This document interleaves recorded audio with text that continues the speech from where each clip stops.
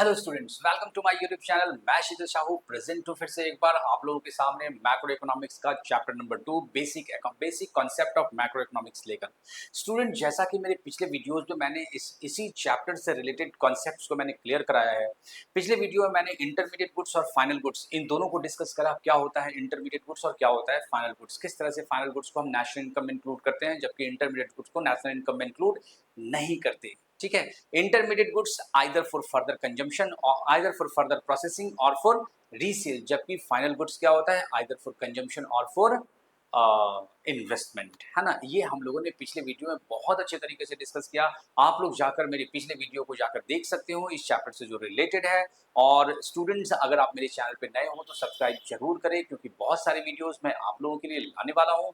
देखते हैं हम लोग आज के कॉन्सेप्ट को। और आज का जो कॉन्सेप्ट है इसमें हम डिस्कस करेंगे किस तरह के प्रोडक्ट्स जो है वो फाइनल गुड्स है और किस तरह के प्रोडक्ट्स को हम इंटरमीडिएट गुड्स की तरह लेंगे। एक्चुअली इंटरमीडिएट गुड्स को इसलिए हमें अलग करना होता है क्योंकि हम इंटरमीडिएट गुड्स को नेशनल इनकम कैलकुलेट करते हुए लेते नहीं हैं, जबकि फाइनल गुड्स को हम नेशनल इनकम कैलकुलेशन में लेते हैं। ठीक है, तो क्या है इसमें सबसे पहला है पेपर परचेज्ड बाय अ पब्लिशर। अगर एक पब्लिशर ने अगर पेपर को परचेज किया तो पब्लिशर क्या करेगा उस पेपर का? सर उस पर सर बुक्स की छपाई करेगा, है ना, उसको यूज करेगा फॉर फर्दर प्रोसेसिंग। मतलब पब्लिशर के लिए जो ये पेपर है वो क्या हो गया, एक इंटरमीडिएट गुड्स हो गया, है ना। It is an intermediate product as paper is used for further production during the same year, है ना। उसी साल जो है वो पब्लिशर हमारा उस पेपर को, है ना, यूज करेगा कुछ पब्लिश करने के लिए, कुछ उस पर प्रिंट करने के लिए। तो पेपर पब्लिशर के लिए हो गया इंटरमीडिएट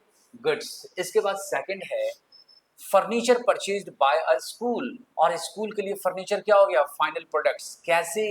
एक्चुअली फाइनल प्रोडक्ट्स इसलिए हो गया क्योंकि स्कूल वालों ने इसे इन्वेस्ट किया है, वहां फर्नीचर पे इन्वेस्टमेंट किया है ना, और वो मोर देन 1 ईयर चलेगा ये। फिर परचेज बात करते हैं milk purchase by house holds. House holds के लिए तो पक्का ये फाइनल गुड्स है। क्यों फाइनल गुड्स है? क्योंकि हाउस होल्ड सेक्टर जो है ना, हाउस होल्ड सेक्टर क्या करेगा सर, मिल्क को सीधा कंज्यूम करेगा, चाय बनाएगा या और कुछ करेगा, कुछ भी करेगा, सीधा पी जाएगा, है ना। मतलब वो रीसेल पर्पस से यहाँ नहीं है, सीधा वो यूज करेगा। It is a final product as it is used by household for final consumption. Purchase of rice by a grocery shop. अगर एक ग्रोसरी शॉप वाले ने राइस को परचेज किया तब this are intermediate products because this are purchased for resale. वो grocery shop वाला क्या करेगा, राइस को जो मार्केट से परचेज करके लाया है उसे वो रीसेल करेगा, अपने कस्टमर्स को रिटेल सेल करेगा। ठीक है, तो क्या हो गया ये ग्रोसरी शॉप के लिए राइस, ग्रोसरी शॉप के लिए राइस हो गया इंटरमीडिएट प्रोडक्ट्स, है ना। इसके बाद फिर नेक्स्ट है coal used by manufacturing firm. Manufacturing firm अगर कोल यूज कर रहा तो उसके लिए तो वो इंटरमीडिएट प्रोडक्ट्स है ना। क्या है उसके लिए सर? उसके लिए ये इंटरमीडिएट प्रोडक्ट्स है as coal is used for further production during the same year. और सेम ईयर में उसे कोल को यूज भी कर लेना है, तब जाकर ये इंटरमीडिएट कंजम्पशन होगा या इंटरमीडिएट प्रोडक्ट होगा। इसका computer installed in an office. Computer installed in an office, ये क्या हो गया कंप्यूटर सर ऑफिस के लिए सर फाइनल प्रोडक्ट हो गया, है ना। It is purchased for investment. क्योंकि हमने कंप्यूटर को क्यों परचेज किया, इन्वेस्टमेंट पर्पस के लिए परचेज किया है। हम लोगों ने तो पढ़ा भी है ना फाइनल गुड्स के लिए क्या, आइदर फॉर कंजम्पशन और फॉर इन्वेस्टमेंट। तो अगर ऑफिस में अगर हमने कंप्यूटर लगाया तो कंप्यूटर तो 1 साल से ज्यादा समय तक यूज होगा उस ऑफिस में और रेवेन्यू जनरेट करने में हेल्प करेगा, है ना। तो इस तरह से जो कंप्यूटर है वो ऑफिस के लिए फाइनल प्रोडक्ट है।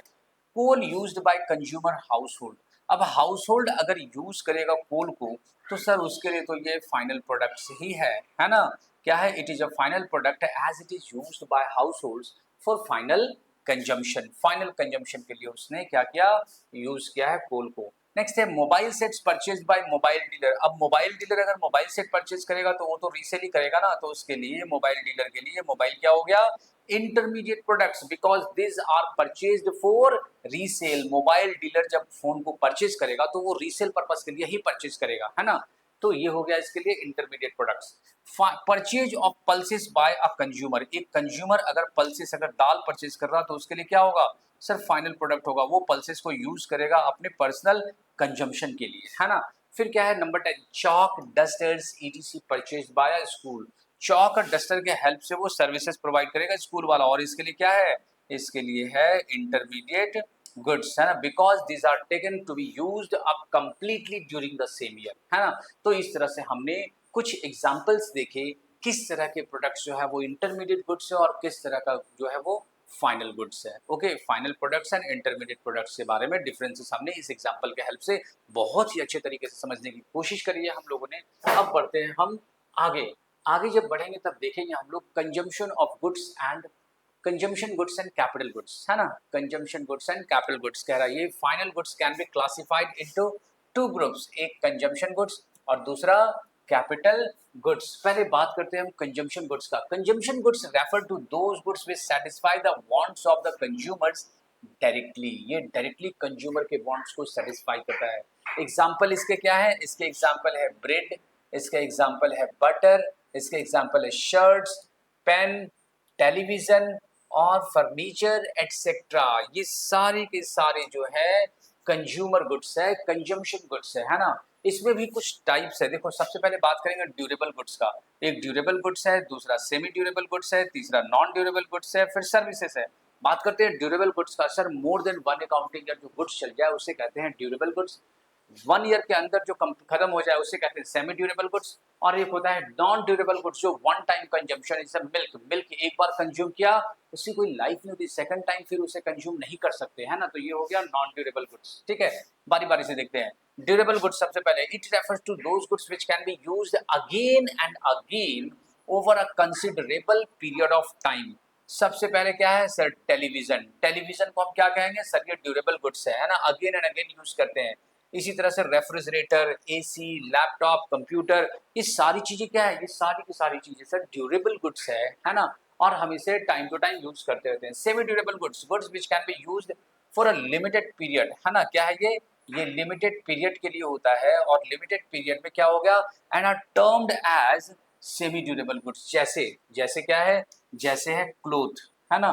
और क्या है सर, और है क्रॉकरी, शूज। ये सब एक सर्टेन टाइम के बाद क्या होता है, खत्म हो जाता है ना।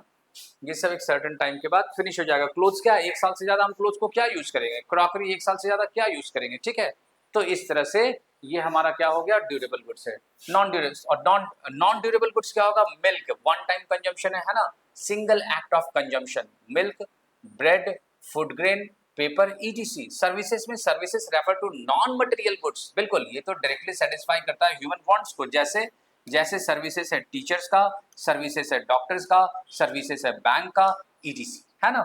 इस तरह से ये हो गया हमारा क्या, कंजम्पशन गुड्स। कंजम्पशन गुड्स के बाद हम देखेंगे कैपिटल गुड्स। कैपिटल गुड्स क्या है, capital goods are those final goods, ये फाइनल गुड्स है ना, which help on production of other goods और सर्विसेज, जैसे plant and machinery, equipment, etc, है ना। ये हो गया हमारा कैपिटल गुड्स। तो स्टूडेंट इस तरह से हमारा आज का वीडियो अभी हम फिनिश करना चाहेंगे, है ना। हम मिलेंगे नेक्स्ट वीडियो में और भी बहुत सारे छोटे छोटे कॉन्सेप्ट्स के साथ। तब तक के लिए goodbye, have a nice time.